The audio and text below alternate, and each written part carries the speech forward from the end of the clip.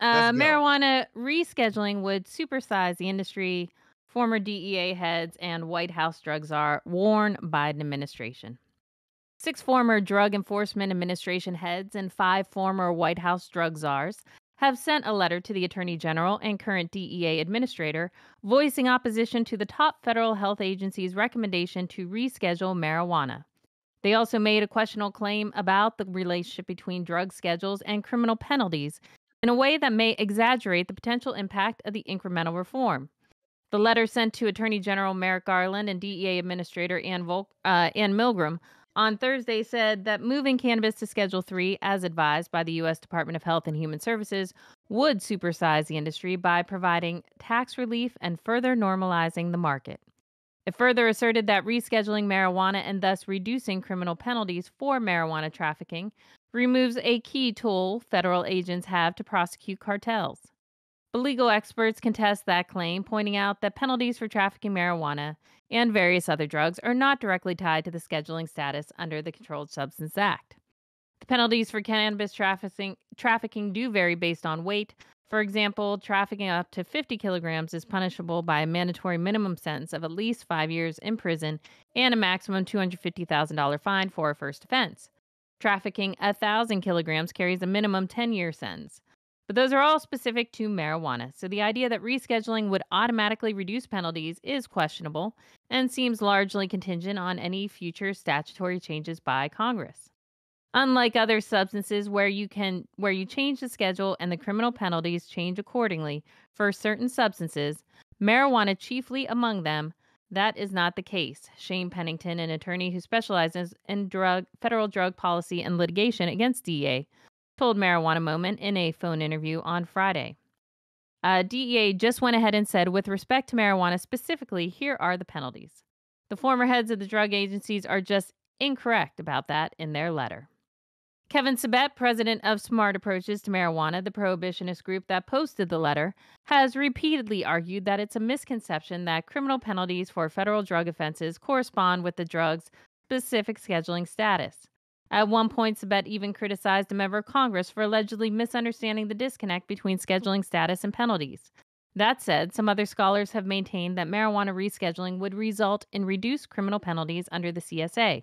And there's also the fact that, as a general rule, judges and prosecutors have discretion and could theoretically be more likely to levy lower penalties in the event of federal rescheduling, even if they're not legally bound to do so. Marijuana Moment reached out to the DEA for clarification, but a representative referred questions about criminal penalties and prosecutions to the Justice Department, which did not respond to a request for comment by the time of publication. The letter from the former DEA heads and White House drug czars go on to say that moving marijuana to Schedule 3 would supersize the cannabis industry in the United States by allowing them to evade IRS Section 280E and deduct business expenses. Not only would this mean that marijuana corporations would be able to deduct expenses for advertisements appealing to youth and the sale of kid friendly marijuana gummies, but it would also dramatically increase the industry's commercialization ability. President Joe Biden directed the administrative review into marijuana scheduling about a year ago, and HHS spent 11 months carrying out a scientific assessment that ultimately concluded that cannabis should be moved to Schedule 3 of the CSA. The ball is now fully in DEA's court as the health agency's scientific findings are binding, but the law enforcement agency can still choose to disregard their recommendation.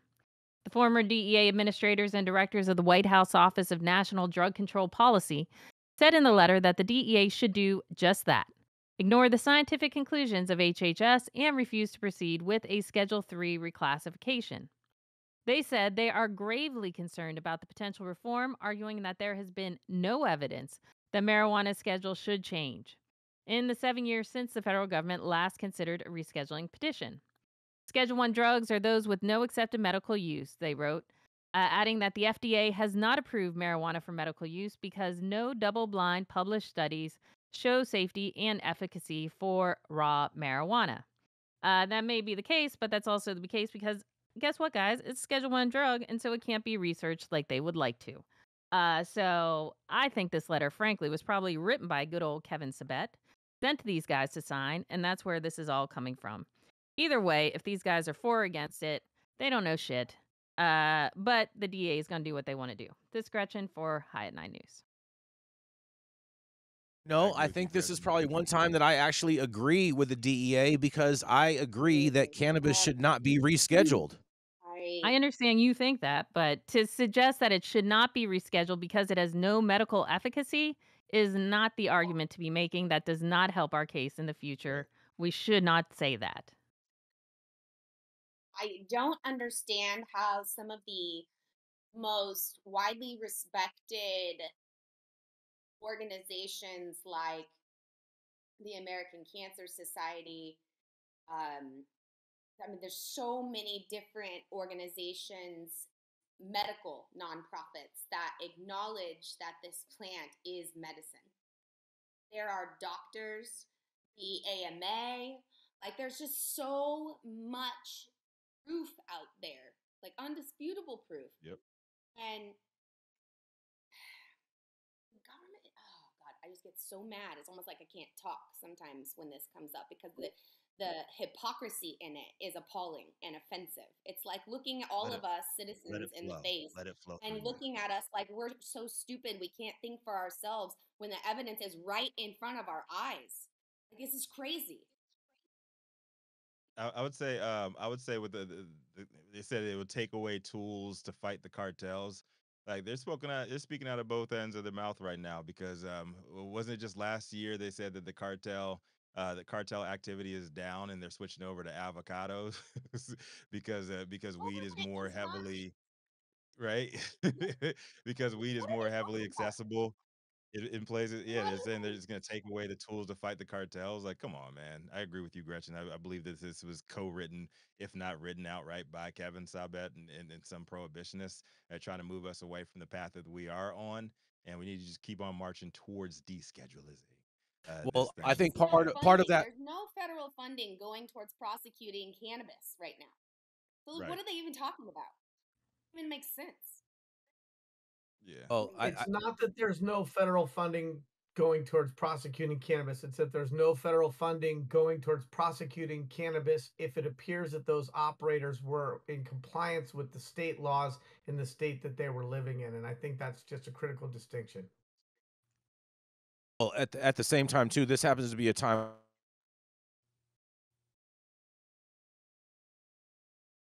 That's Starlink, man. We can't hear you, Jason. Um, I'm not a believer in Starlink. and Elon, I don't have an issue with people saying no, it should not be Schedule 3. I have no problem with that, and that it should be rescheduled, descheduled to a different classification. But to suggest that we go along with these bullshit arguments that these guys are putting up because we think it's gonna help our cause in the future is just ridiculous. And I think conversations need to be had with some of these gentlemen, that they're being misinformed about really what happens. No one is evading, 280E. What happens is when this gets rescheduled, 280E no longer applies to you. I mean, the way that they are framing this is just ridiculous. And to say that it's going to supersize the industry, yes, it's going to put money back in the pockets of law abiding businesses that can now contribute to their communities and do more and actually give back and try and build their businesses. Yes, it's going to help the industry. Is it going to help the industry significantly? No, because we need to lower the shit out of the taxes that are being applied to these people. But to suggest that the way that they're framing this argument is just absolutely ludicrous. And we need to go on an education campaign to explain to these former drug czars about how they should be using their position to bring responsible, rational drug policy about in this country. Yeah, Gretchen. Put that in I'm the just sound saying. bite, Adam. Yeah, get Oh back on boy. your soapbox, man. Like that. Yeah. Boy. Feisty Gretchen's the best Gretchen. Yes. I mean, at the end of the See, day, we even the congressman agrees with me. He's so stupefied by my brilliance there, Jason. He's got no oh, response. He's like, "She thank said it you. right." well Yeah, what he actually even did. though Gretchen's a Romney Republican. Well, Hey, what he did, yes, I did work for Romney. I liked him.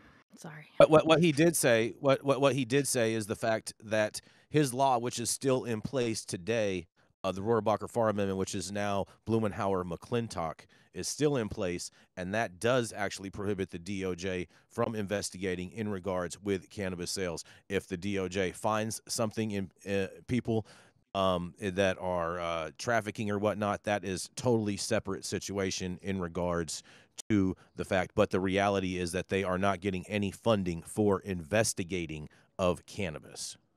That's awesome. I appreciate that distinction and that granularity and you putting on his policymaker chops for our show. Thank you for that. Yeah. Well, in particular, I think it's time for a commercial break. You got a commercial I for us, don't. Adam? I think putting people in jail, no matter who they are, for consuming something, providing somebody to voluntarily consume something, is ridiculous and totally inconsistent with the liberty that was fought for right behind us. And here we are up in where the American Revolution was fought for liberty, and they didn't fight for having the federal government control what we consume, for Pete's sakes. And but my amendment basically says that anything that can be used for the federal government can't use any of its resources or money in order to supersede a state law that legalizes the medical use of marijuana.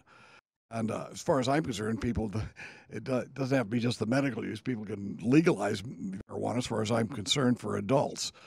But at least we must recognize that marijuana is a gift from God, and it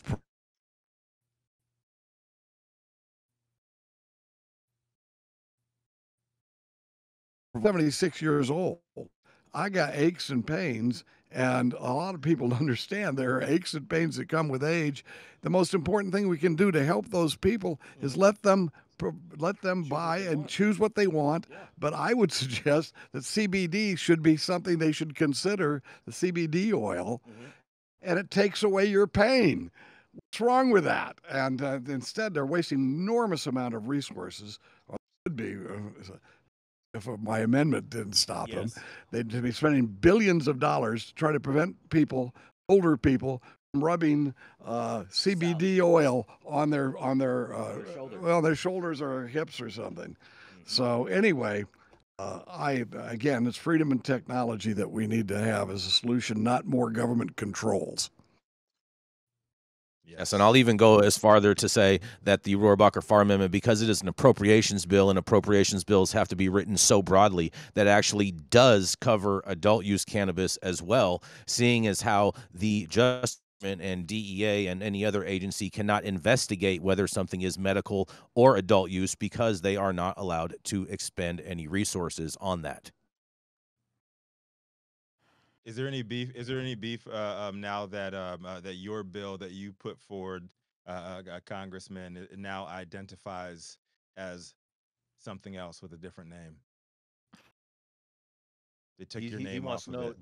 do you feel like there's any animosity or beef due to the fact that the bill is no longer in your name?